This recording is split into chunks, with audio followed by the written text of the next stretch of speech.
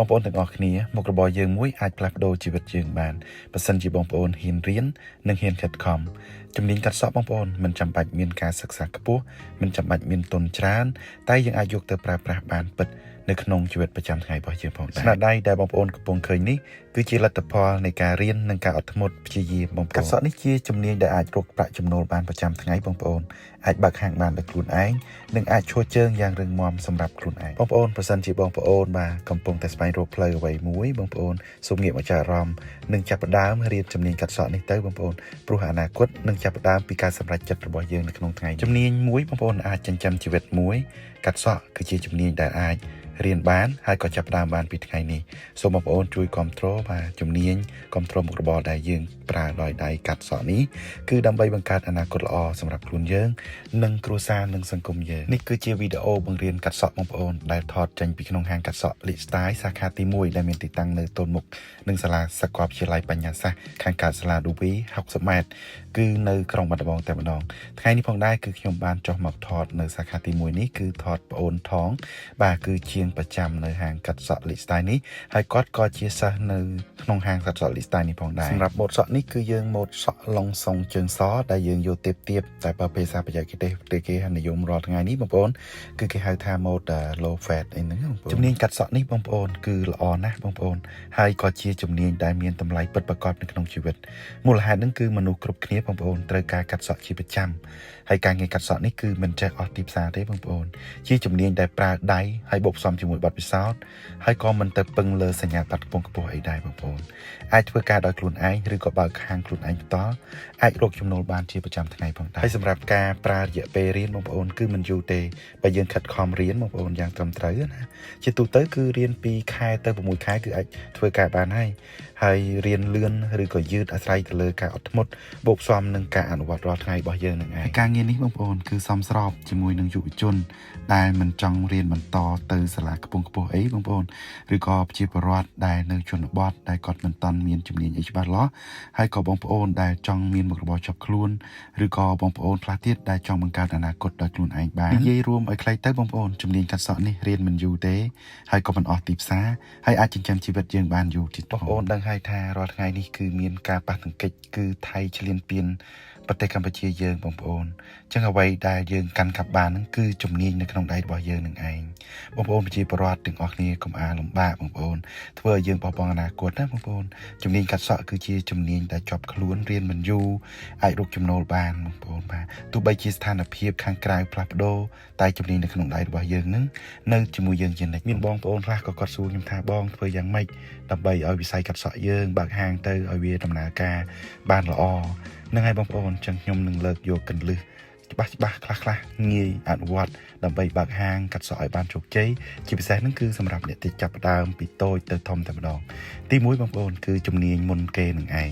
ជំនាញកាត់សក់បងប្អូនគឺយើងត្រូវតែចេះកាត់ឲ្យបានស្អាតស្មើល្អហើយក៏ត្រូវមាន style វ័យដែលថ្មីដើម្បីទាក់ទាញអតិថិជនរបស់យើងបើយើងមិនតាន់ពូកែបងប្អូនក៏យើងត្រូវតែហាត់រៀនរាល់ថ្ងៃស្នាដៃល្អបងប្អូនស្មើនឹងអតិថិជនស្គាល់យើងជាច្រើនហើយជំនាញល្អបងប្អូនគឺជាការផ្សព្វផ្សាយដ៏ល្អបំផុតចំណុចមួយទៀតហ្នឹងក៏សំខាន់គឺទីតាំងបងប្អូនគឺត្រូវតែសមស្របនៅជិតផ្សារសាលារៀនផ្លូវធំឬក៏តំបន់ដែលមានទីប្រជុំជនមនុស្សច្រើនបងប្អូនហាងតូចក៏បានតែត្រូវតែស្អាតហើយនឹងមើលទៅឲ្យគេឃើញយើងងាយចំណុចទី3នេះគឺភាពស្អាតបងប្អូនហាងស្អាតនិងមានរបៀបបងប្អូនកៅអីកញ្ចក់ឧបករណ៍ត្រូវតែរៀបចំឲ្យបានស្អាតអនាម័យសំខាន់ណាស់បងប្អូនកត្រៃម៉ាស៊ីនកណាត់អីរបស់យើងហ្នឹងអតិថិជនចូលហាងយើងមើលមកស្អាតគឺគេមានទំនុកចិត្តលើហាងរបស់យើងហើយចំណុចទី4គឺសេវាកម្មល្អនឹងឯងបងប្អូននិយាយដោយសុភាពរាក់ទាក់បាទហើយក៏យើងសុភាពរៀបសារហើយក៏យើងស្ដាប់អតិថិជនថាចង់បាន style បែបណាបងប្អូនមិនមែនចេះតែទៅកាត់ទៅតាមចិត្តខ្លួនឯងណាបងប្អូនកាត់ដោយយកចិត្តទុកដាក់បងប្អូនហើយយើងក៏មិនប្រញាប់ពេកដែរហើយចិត្តល្អអតិថិជនយើងនឹងច្រើនហើយចំណុចទី5គឺការដាក់តម្លៃឲ្យសមរម្យបងប្អូនយើងកុំដាក់ថ្លៃពេកកុំថោកពេកហើយតម្លៃសមរម្យនឹងត្រូវតាមតំបន់ឬក៏គុណភាព ដែលយើងអាចធ្វើទៅឲ្យគាត់ណាបងប្អូនហើយអាចមានតម្លៃពិសេសសម្រាប់ក្មេងឬក៏អ្នកស្រុកដែលនៅតំបន់យើងរស់នៅហ្នឹងទៅហើយទី6បងប្អូនគឺយើងត្រូវតែចេះប្រើវីដេអូនៅក្នុងបណ្ដាញសង្គមបងប្អូនយើងត្រូវតែរៀនថតវីដេអូស្នាដៃកាត់សក់របស់យើងហ្នឹងណាហើយយើងដាក់ក្នុង Facebook ឬក៏ TikTok YouTube គឺយើងដាក់ជាប្រចាំតែម្ដងបងប្អូនអតិថិជនឃើញស្នាដៃរបស់យើងហើយពួកគាត់ឃើញហើយពួកគាត់ច្បាស់ជាមកសាកល្បងមិនខានបងប្អូនហើយចំណុចទី7បងប្អូនគឺយើងត្រូវចេះអត់ធ្មត់មិនបោះបង់ដំបូងគឺអតិថិជនវាមិនអាចច្រើនទេគឺច្បាស់ជាមានតិចតែបើយើងមិនបោះបង់គឺស្មើនឹងយើងល្អជានិច្ចបងប្អូនហាងនឹងល្បីទៅតាមពេលវេលាបងប្អូនបាទសរុបឲ្យខ្លីទៅបងប្អូនហាងកាត់សក់ជោគជ័យគឺមកពីជំនាញល្អចិត្តល្អហាងស្អាតហើយមានភាពមិនដឹងនិយាយយ៉ាងណាទៅអស់ទេបងប្អូនវិស័យកាត់សក់នេះគឺជាវិស័យមួយដែលមានសក្តានុពលខ្ពស់និងមានតួនាទីសំខាន់នៅក្នុងសង្គមកម្ពុជាយើងវាមិនត្រឹមតែជាមុខរបរចំណូលប៉ុណ្ណោះនោះទេបងប្អូនប៉ុន្តែវាថែមទាំងជាសិល្បៈជាជំនាញនិងអាជីពដែលអាចបង្កើតអនាគតដ៏រឹងមាំសម្រាប់យុវជនខ្មែរយើងជាច្រើននៅក្នុងប្រទេសកម្ពុជាបងប្អូនយើងមានធនធានមនុស្សដែលមានទេពកោសល្យមានការខិតខំនិងមានចិត្តស្រឡាញ់ទៅលើអាជីពបើសិនបើបងប្អូនរួមគ្នាលើកកម្ពស់ការសិក្សាជំនាញការច្នៃប្រឌិតនិងការអភិវឌ្ឍខ្លួនជាបន្តបន្ទាប់វិស័យកាត់សក់របស់ប្រទេសកម្ពុជាយើងនឹងអាចឈានទៅដល់កម្រិតអន្តរជាតិបានបងប្អូនទាំងអស់គ្នាយើងគួរតែលើកទឹកចិត្តដល់បងប្អូនអ្នកកាត់សក់និងយុវជនទាំងអស់កុំភ័យខ្លាចក្នុងការចាប់ផ្ដើមកុំបោះបង់ក្តីសម័យហើយត្រូវជឿជាក់ទៅលើសមត្ថភាពរបស់ខ្លួនឯងការខិតខំប្រឹងប្រែងថ្ងៃនេះបងប្អូនគឺជាគន្លងទៅរកភាពជោគជ័យនៅថ្ងៃស្អែកសូមរួមគ្នាអភិវឌ្ឍវិស័យកាត់សក់ឲ្យកាន់តែរីកចម្រើននិងរឹងមាំបងប្អូនមានមុខមាត់ល្អសម្រាប់ប្រទេសជាតិកម្ពុជានិងសម្រាប់អនាគតយុវជនជំនាន់ក្រោយទាំងអស់គ្នាបងប្អូនទាំងអស់គ្នាក្នុងដំណើរប្រវត្តិសាស្ត្ររបស់ប្រទេសកម្ពុជាយើងបងប្អូនប្រជាជនជាតិខ្មែរបានឆ្លងកាត់ព្រឹត្តិការណ៍ជាច្រើនបងប្អូនទាំងភាពរីកចម្រើននិងភាពលំបាកធ្ងន់ធ្ងររួមទាំងសង្គ្រាមនិងចំនួនជាមួយប្រទេសជិតខាងក្នុងនោះក៏មានទំនាក់ទំនងប្រវត្តិសាស្ត្រជាមួយប្រទេសថៃផងដែរក្នុងអំឡុងពេលនៃភាពមិនស្ថិរភាពនេះបងប្អូននិងវិបត្តិសង្គមមួយចំនួនប្រទេសកម្ពុជាបានទទួលការចូលរួមរស់នៅនិងធ្វើការបដូរបទពិសោធន៍ពីប្រជាជនបរទេសរួមទាំងជនជាតិថៃដែលបានឆ្លៀតមកប្រទេសកម្ពុជាដើម្បីប្រកបអាជីវកម្មនិងវិជ្ជាជីវៈផ្សេងៗបើទោះបីជាប្រវត្តិសាស្ត្រមានស្នាមចំនួនក្តីក៏កម្ពុជាបានបង្ហាញភាពអត់ឱនសន្តិភាពនិងការបើកចំហទៅរកការរួបរวมនិងការអភិវឌ្ឍរួមគ្នាវិស័យជំនាញនិងសេវាកម្មជាច្រើនត្រូវបានប៉ះពាល់និងអភិវឌ្ឍឡើងតាមរយៈការផ្លាស់ប្ដូរចំណេះដឹងនិងបទពិសោធន៍ពីបរទេសវិស័យកាត់សក់នេះបងប្អូនគឺជាវិស័យមួយដែលទទួលបានឥទ្ធិពលនិងការរៀនសូត្រពីបទពិសោធន៍អន្តរជាតិយ៉ាងច្បាស់បងប្អូនវិស័យកាត់សក់នេះបងប្អូននៅកម្ពុជាគឺបានឆ្លងកាត់ការវិវត្តពីអាជីពបែបប្រពៃណីមកកាន់វិស័យបែបវិជ្ជាជីវៈទំនើបបងប្អូនដែលមានបច្ចេកទេសស្តង់ដារនិងការច្នៃប្រឌិតកាន់តែខ្ពស់ការចូលមករបស់ជំនាញពីបរទេសក៏បានជួយបង្កើនការយល់ដឹង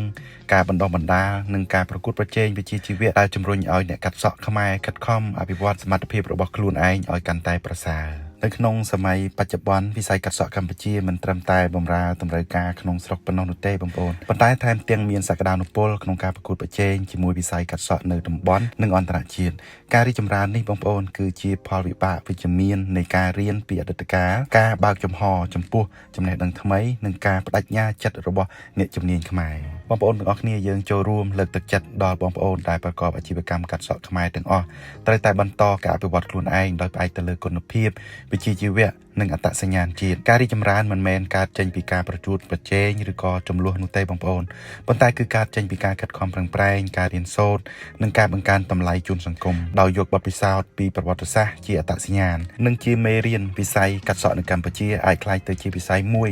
ដែលមានសក្តានុពលខ្ពស់និងមានស្តង់ដារនិងមានកិត្តិយសនិងអាចចូលរួមយ៉ាងសកម្មនៅក្នុងការអភិវឌ្ឍសេដ្ឋកិច្ចជាតិនិងសង្គមជាតិសូមឲ្យវិស័យកាត់សក់នៅកម្ពុជាបន្តរីកចម្រើនដោយសន្តិភាពសហការនិងភាពរឹងមាំដើម្បីអនាគតដ៏ភ្លឺស្វាងរបស់ប្រទេសជាតិនិងយុវជនខ្មែរយើងទាំងអស់គ្នាខ្ញុំបាទលីស្តាយក៏សូមអភ័យទោសរាល់កំហុសខុសឆ្គងដែលកើតមាននៅក្នុងវីដេអូនេះទាំងពាក្យពេចន៍នៃការនិយាយរបស់ខ្ញុំបាទហើយក៏សូមទោសចំពោះប្អូនថងបើសិនជាការកាត់សក់របស់គាត់ខុសត្រូវត្រង់ណាមិនសមរម្យក៏សូមអធិស្ឋានជាពិសេសហ្នឹងគឺមេជាងតែម្ដងព្រោះនេះគឺគាត់ជាកូនសិស្សរបស់យើងទេបាទប៉ុន្តែគាត់ឡើង 4% តាំងពី2ខែមកម្លេះបងប្អូនអញ្ចឹងគឺរៀនកាត់សក់ងាយទេលឿន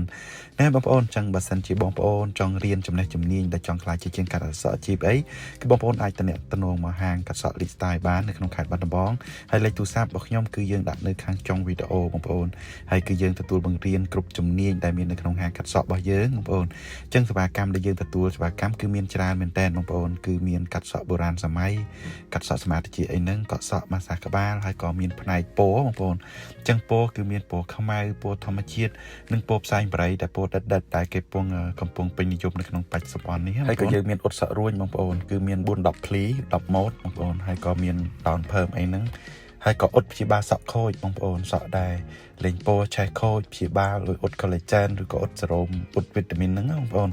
អញ្ចឹងគឺយើងមានផ្នែកត្រង់ផ្នែករួញផងដែរការបង្រៀននៅក្នុងហាងរបស់ខ្ញុំបងប្អូនគឺយើងចូលម៉ោង8ព្រឹកហ្នឹងបងប្អូនហើយគឺយើងចុះទៅកាត់តាមសាលាចុះស្តាណាបងប្អូនហើយសាលាដែលយើងត្រូវចុះកាត់ហ្នឹងគឺមានជាច្រើននៅក្នុងខេត្តបាត់ដំបងគឺយើងកាត់អស់ពីសាលាមួយអស់យើងកាត់ទៅសាលាមួយទៀត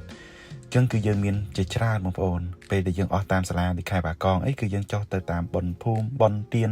អ្វីផ្សេងដែលនៅក្នុងតំបន់ដែលយើងត្រូវការបង្រៀនគឺយើងបង្រៀនពីថ្ងៃច័ន្ទដល់ថ្ងៃសុក្របងប្អូនសៅរ៍អាទិត្យយើងអត់រៀនទេពេលព្រឹកយើងចុះស្តាពេលថ្ងៃយើងរៀននៅហាងទ្រឹស្ដីឬក៏យើងអនុវត្តអ្វីផ្សេងហើយក៏យើងចូលមើលចូលអីខ្លះដែរបងប្អូនពេលដែលចុះឈ្មោះចូលរៀនបងប្អូនគឺយើងបង់លុយរួចគឺយើងទទួលបានសម្ភារៈកាត់សក់មួយឈុតហើយពេលដែលរៀនចប់ខាងខ្ញុំក៏ផ្ដល់វិញ្ញាបនបត្របញ្ជាក់ការសិក្សាពីខាងខ្ញុំម្នាក់មួយស្លឹកផងដែរបងប្អូនអាចមកចុះឈ្មោះចូលរៀនបានបងប្អូនគឺយើងទទួលសិស្សជារៀងរាល់ថ្ងៃមុននឹងបញ្ចប់វីដេអូនេះខ្ញុំក៏សូមអរគុណដល់បងប្អូនទាំងអស់ដែលបានចំណាយពេលមកទស្សនាវីដេអូរបស់ខ្ញុំប្រសិនបើបងប្អូនយល់ថាវីដេអូនេះមានប្រយោជន៍សូមបងប្អូនជួយ like ជួយ share និង